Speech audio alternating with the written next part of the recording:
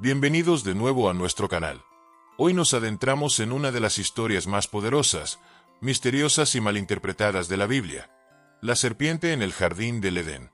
Todos hemos escuchado la historia: una serpiente, un fruto prohibido y la caída de la humanidad. Pero, ¿y si te dijera que esta historia va mucho más allá de lo que parece? ¿Y si la serpiente no fuera en absoluto solo una serpiente, sino un ser divino caído que preparó el escenario para una batalla cósmica que nos afecta hasta el día de hoy?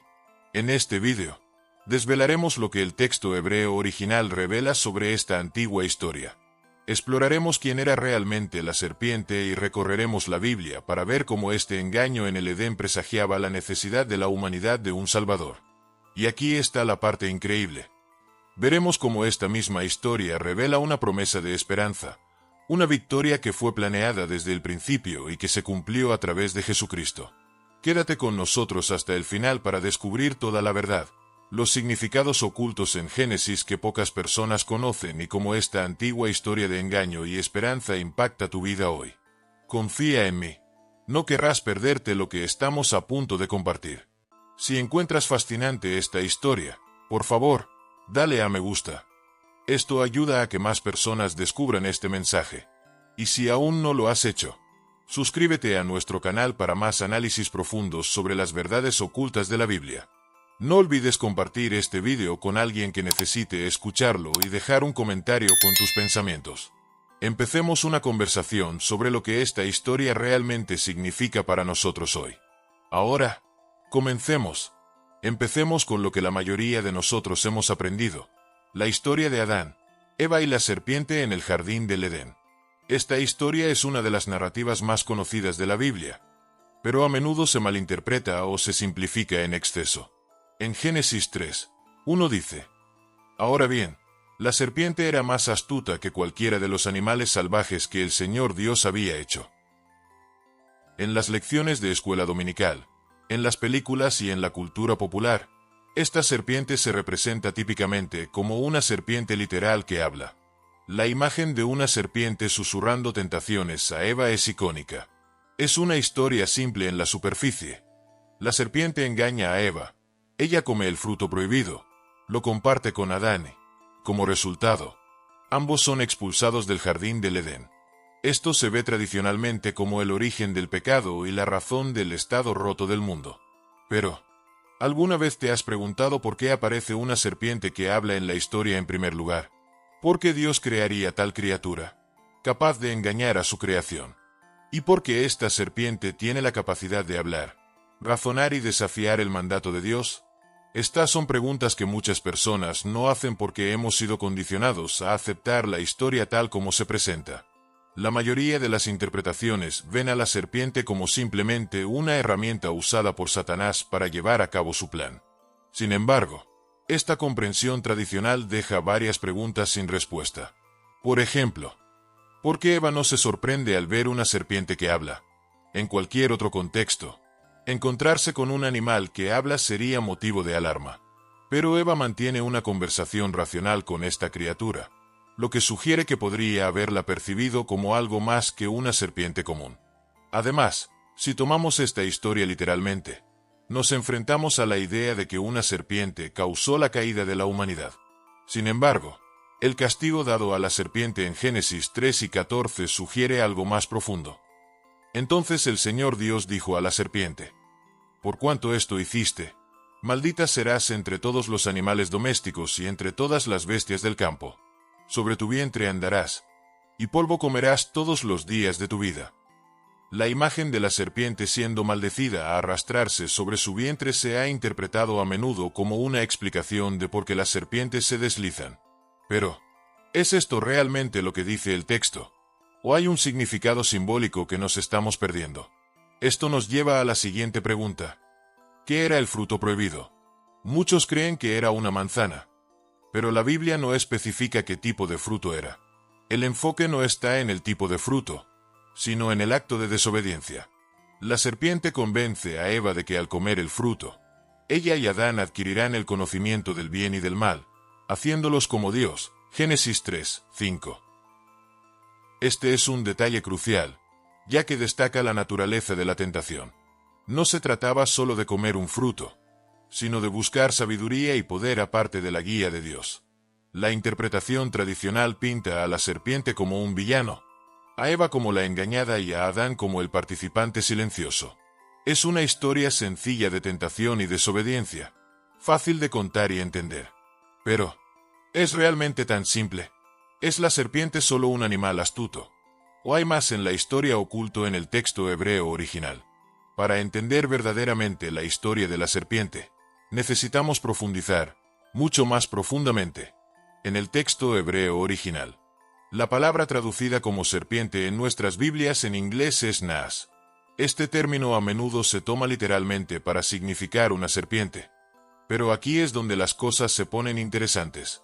El idioma hebreo es complejo, lleno de capas de significado que a menudo se pierden en la traducción. En hebreo, las palabras suelen tener múltiples significados, y el contexto juega un papel crucial en su interpretación. Mientras que naas puede significar serpiente o culebra, también tiene una dimensión simbólica y espiritual profunda que se pasa por alto cuando la historia se lee únicamente a nivel superficial. Desglosemos esto. La palabra naas proviene de una raíz que tiene tres significados principales: serpiente o culebra. Esta es la interpretación más literal. El término se usa para describir una criatura que se desliza y sisea. Por eso muchas traducciones simplemente lo llaman una serpiente. Pero esto plantea una pregunta. ¿Por qué se describe como más astuta que cualquier otro animal salvaje en Génesis 3:1? Esto implica un nivel más alto de inteligencia y astucia de lo que uno esperaría de un animal ordinario. Un ser resplandeciente. En hebreo antiguo, naas también puede significar el resplandeciente. Esta interpretación sugiere que la serpiente no era una serpiente literal, sino un ser sobrenatural radiante. El término resplandeciente recuerda descripciones de figuras angelicales o divinas a lo largo de la Biblia. Por ejemplo, en Ezequiel 28, 13-14, se describe al ángel caído como cubierto de piedras preciosas, brillando con gloria. Esto se alinea con la idea de que la serpiente era un ser angelical caído, tal vez incluso Lucifer mismo antes de su rebelión. Un engañador o encantador. La raíz de naas también significa practicar adivinación o encantar. En otras palabras, se refiere a alguien que utiliza un discurso engañoso, que manipula a otros con mentiras o promesas falsas. Este significado encaja perfectamente con el papel que desempeña la serpiente en el jardín del Edén. Un engañador que convence a Eva para cuestionar el mandato de Dios y buscar conocimiento fuera de su voluntad. Entonces, ¿qué significa esto?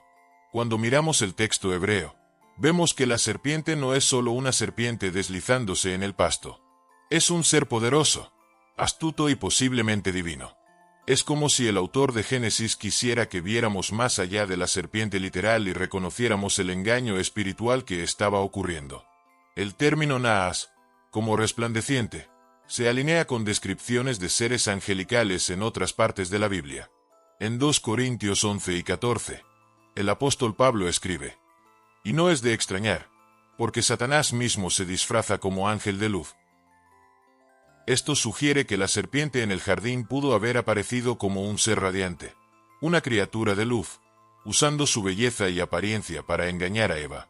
Entonces, ¿era la serpiente un mero animal, o era algo mucho más poderoso y engañoso? El texto hebreo parece sugerir lo segundo. La palabra naas sirve como una pista que nos lleva hacia un ser que no solo estaba físicamente presente en el jardín, sino que también representaba una fuerza espiritual opuesta a Dios.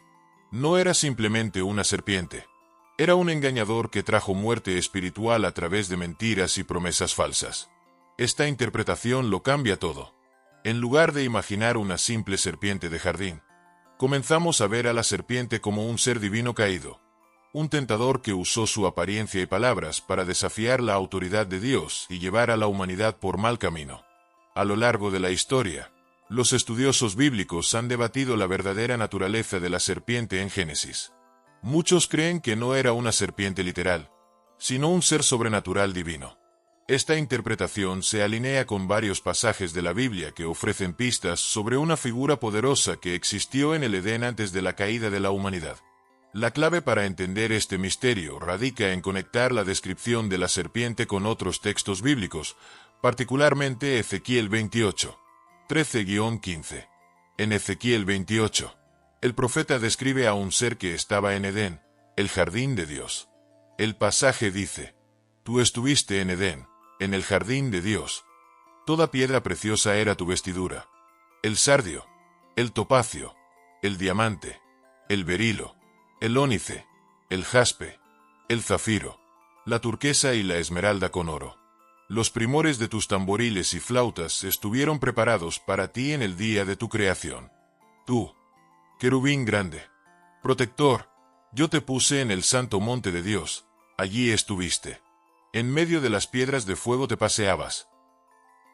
Esta vívida descripción pinta la imagen de un magnífico ser angelical adornado con piedras preciosas, que tenía un alto rango entre el consejo divino de Dios. Muchos estudiosos bíblicos interpretan este pasaje como una referencia a Satanás antes de su caída.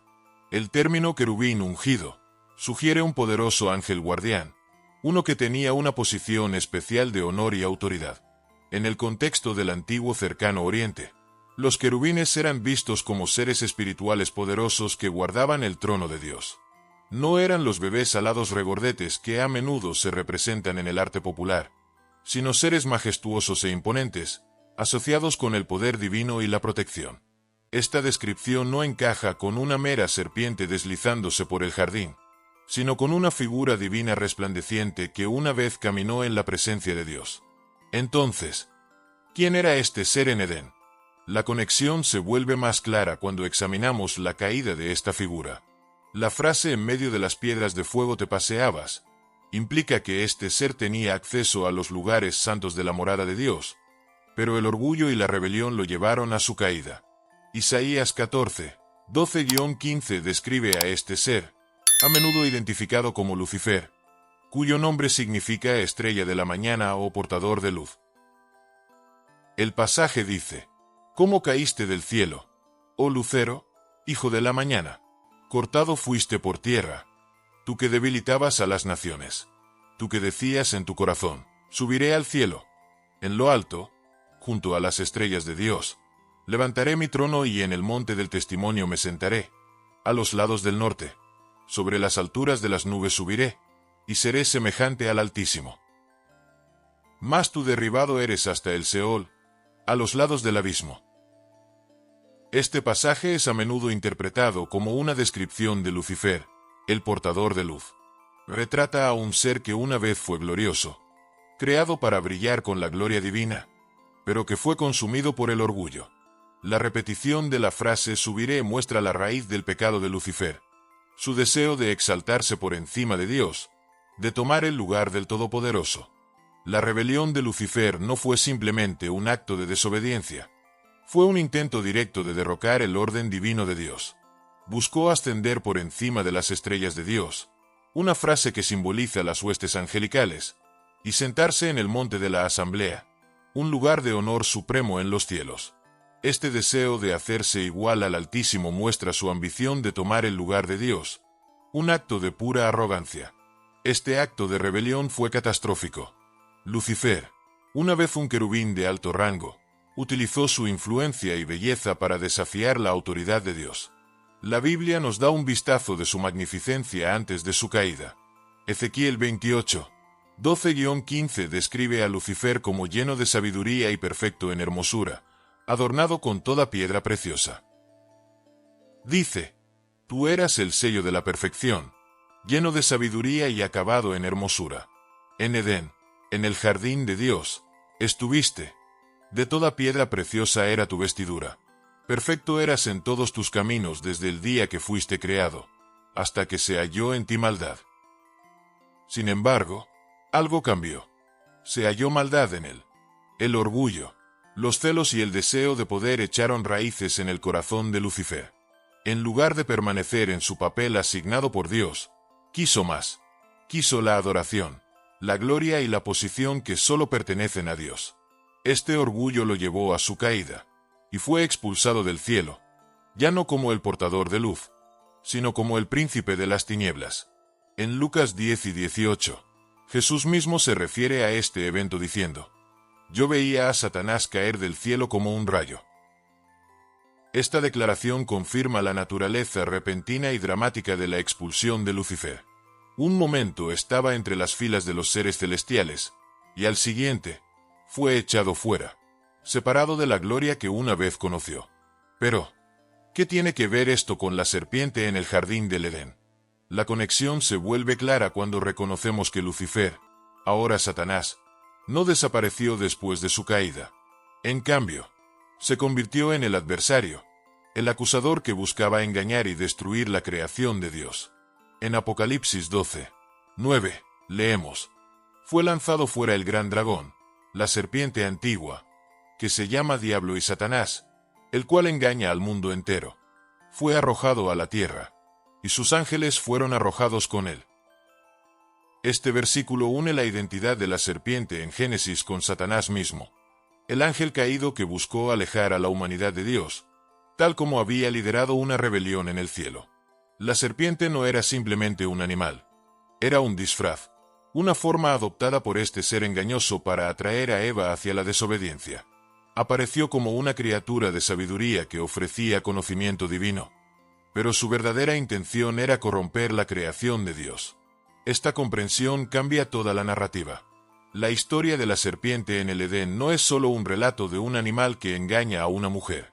Es el inicio de una batalla cósmica, una continuación de la rebelión de Lucifer contra Dios. Satanás, el querubín caído, entró en el jardín disfrazado como una criatura de sabiduría para engañar a la humanidad, de la misma manera en que una vez engañó a los ángeles que lo siguieron en su rebelión. Este acto de engaño en el Edén fue parte de la estrategia continua de Satanás para oponerse a los planes de Dios. No podía derrotar a Dios directamente, así que centró su atención en la creación más amada de Dios, la humanidad. Al convencer a Eva de comer el fruto prohibido, logró introducir el pecado en el mundo, alterando el curso de la historia humana y estableciendo el escenario para la batalla entre el bien y el mal que continúa hasta hoy. El momento en que Adán y Eva comieron del árbol del conocimiento del bien y del mal, todo cambió. Esto fue más que un simple acto de desobediencia. Fue una elección que puso en marcha una ola de pecado y quebrantamiento que impactaría a toda la creación. Por primera vez, sintieron vergüenza, miedo y el peso de la separación de Dios. Su inocencia se perdió, y con ella, la relación perfecta que una vez tuvieron con su Creador. Ahora debían dejar el Edén, el paraíso que había sido su hogar. En Génesis 3:14-15, Dios pronuncia juicio, comenzando con la serpiente. Entonces Jehová Dios dijo a la serpiente: «Por cuanto esto hiciste, maldita serás entre todos los animales, y entre todas las bestias del campo. Sobre tu pecho andarás, y polvo comerás todos los días de tu vida. Y pondré enemistad entre ti y la mujer, y entre tu simiente y la simiente suya. Esta te herirá en la cabeza, y tú le herirás en el calcañar». Este castigo no es solo un juicio sobre una serpiente literal, sino un símbolo poderoso de la caída de la serpiente de su autoridad y estatus. Una vez un ser angelical radiante, Satanás es ahora humillado y rebajado. El acto de condenarlo a arrastrarse sobre su vientre y comer polvo simboliza su completa humillación y derrota a los ojos de Dios. Pero el juicio de Dios sobre la serpiente va aún más profundo. La promesa de enemistad entre tú y la mujer, y entre tu simiente y la simiente suya, presagia una lucha perpetua entre las fuerzas del bien y del mal. Esto no es meramente hostilidad entre humanos y serpientes, significa una batalla espiritual continua, un choque entre aquellos que siguen a Dios y aquellos alineados con la rebelión de Satanás. En este juicio, Dios proclama el primer indicio de esperanza, una profecía de victoria final sobre el mal. Para Adán y Eva, las consecuencias de su elección fueron devastadoras. El juicio de Dios continúa en Génesis 3:17-19, donde dice a Adán: «Maldita será la tierra por tu causa. Con dolor comerás de ella todos los días de tu vida. Espinos y cardos te producirá, y comerás hierba del campo. Con el sudor de tu rostro comerás el pan hasta que vuelvas a la tierra, porque de ella fuiste tomado. Pues polvo eres y al polvo volverás». Por su pecado, toda la creación fue afectada. La tierra misma se volvió maldita, ya no produciendo alimentos fácilmente como lo hacía en el Edén. Adán y Eva ahora enfrentarían trabajo duro, dolor y dificultades al trabajar la tierra, luchando por sobrevivir. Este trabajo simboliza la separación dolorosa entre la humanidad y Dios, y entre la humanidad y el mundo que debían gobernar. La relación perfecta con la naturaleza se fracturó. La tierra, que había sido una fuente de vida y abundancia, ahora produciría espinos y cardos. El trabajo ya no sería una tarea gozosa, sino un esfuerzo agotador. Cada cosecha sería un recordatorio de su paraíso perdido y de las consecuencias de su elección. Dios también le dice a Eva que su experiencia en el parto estaría marcada por dolor, simbolizando el sufrimiento que ahora acompañaría la continuidad de la vida. Este dolor en el parto sirve como un recordatorio físico de la maldición, pero también resalta el plan de Dios para redimir a la humanidad a través de su descendencia. Aunque la vida vendría con sufrimiento, también contendría la promesa de redención a través de futuras generaciones. Al comer del árbol, Adán y Eva ganaron el conocimiento del bien y del mal, pero a un alto costo. Experimentaron culpa, vergüenza y alienación de Dios y de los demás. Sus ojos se abrieron, pero lo que vieron fue su propia desnudez, su vulnerabilidad y su separación de la voluntad perfecta de Dios. Ahora enfrentaban la mortalidad, el inevitable regreso al polvo. Génesis 3, 22-24 nos dice que Dios colocó querubines con espadas de fuego para guardar la entrada al jardín del Edén, impidiendo que Adán y Eva accedieran al árbol de la vida. Esto no fue meramente un castigo, sino un acto de misericordia. Dios no quería que vivieran eternamente en un estado caído, separados de Él para siempre. La puerta custodiada era un límite que los protegía de una vida de dolor y sufrimiento eterno, permitiéndoles en su lugar la posibilidad de redención. Aunque fueron exiliados del paraíso, la promesa de redención ya estaba en marcha. La simiente que aplastaría la cabeza de la serpiente un día llegaría para cerrar la brecha entre la humanidad y Dios. La salida de Adán y Eva del Edén fue un viaje hacia un mundo marcado por el dolor, la lucha y la muerte. Pero también marcó el comienzo del plan de Dios para salvar a la humanidad. La escena simboliza la batalla duradera entre la humanidad y las fuerzas de las tinieblas. La caída no fue el fin, sino el comienzo de una gran lucha que resonaría a través de las generaciones. El camino de la humanidad sería difícil, marcado por sufrimiento y guerra espiritual. Pero la promesa de Dios traería esperanza y restauración. Desde el mismo momento de la caída de la humanidad, Dios ya había comenzado un plan de redención. Génesis 3 y 15, conocido como el protoevangelio o primer evangelio, es el primer indicio profético del mensaje del evangelio. Dios declara a la serpiente: «Y pondré enemistad entre tú y la mujer, y entre tu simiente y la simiente suya. Esta te herirá en la cabeza, y tú le herirás en el calcañar». Este único versículo presagia una gran batalla que abarcará las edades, una batalla en la que Satanás, el engañador, será derrotado algún día por un Redentor prometido. En esta profecía, Dios deja claro que aunque Satanás hiera a la humanidad en el calcañar, la victoria final será nuestra. La frase «Él te aplastará la cabeza» apunta a un descendiente de Eva que dará un golpe fatal a las fuerzas del mal. Durante siglos, esta promesa resonó a través de las generaciones. Aunque la humanidad enfrentó sufrimiento, muerte y separación de Dios, la esperanza de un Salvador venidero permaneció.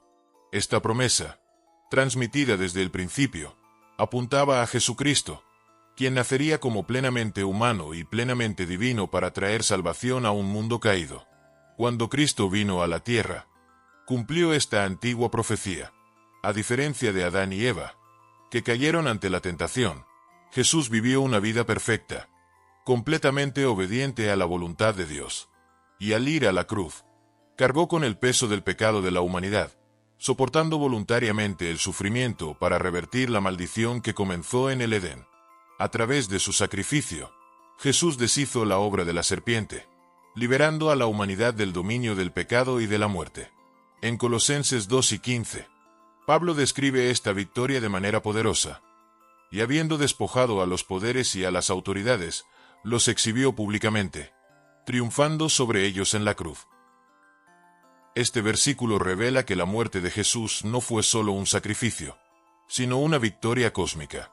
En la cruz, Jesús despojó a las fuerzas espirituales de las tinieblas, quitándoles su poder y exhibiendo su derrota para que todos lo vean. Lo que parecía un momento de debilidad y pérdida fue, en realidad, la mayor victoria de la historia. El poder de Satanás fue destrozado, su influencia disminuida y su destino sellado. La cruz es un símbolo de esta victoria, un faro de esperanza que brilla en medio de la oscuridad. La resurrección de Jesús confirmó esta victoria. Al resucitar de entre los muertos, venció la consecuencia final del pecado, la muerte misma. Rompió el poder de la tumba, dando a la humanidad un camino de regreso a la vida eterna que estaban destinados a disfrutar en comunión con Dios. La resurrección no fue solo un momento de victoria sobre la muerte, sino una promesa de que todos los que sigan a Cristo compartirán algún día en esta victoria. Jesús, el descendiente prometido en Génesis, aplastó la cabeza de la serpiente a través de su muerte y resurrección. Lo que comenzó como una profecía en el Edén se cumplió en la tumba vacía, donde Jesús conquistó la muerte de una vez por todas. Esta victoria se extiende más allá de la tumba. Es una victoria sobre todos los poderes de las tinieblas, sobre cada esquema y tentación que Satanás haya ideado. Para todos los que creen en Cristo, el poder de la serpiente está roto. Los seguidores de Jesús ya no están esclavizados por el pecado. Reciben el don del Espíritu Santo, quien les capacita para vivir en victoria sobre el mal. Esto significa que la maldición del Edén es revertida. Mientras que Adán y Eva trajeron el pecado al mundo, Jesús, el segundo Adán, restauró nuestra relación con Dios, haciendo posible que la humanidad sea reconciliada con su Creador.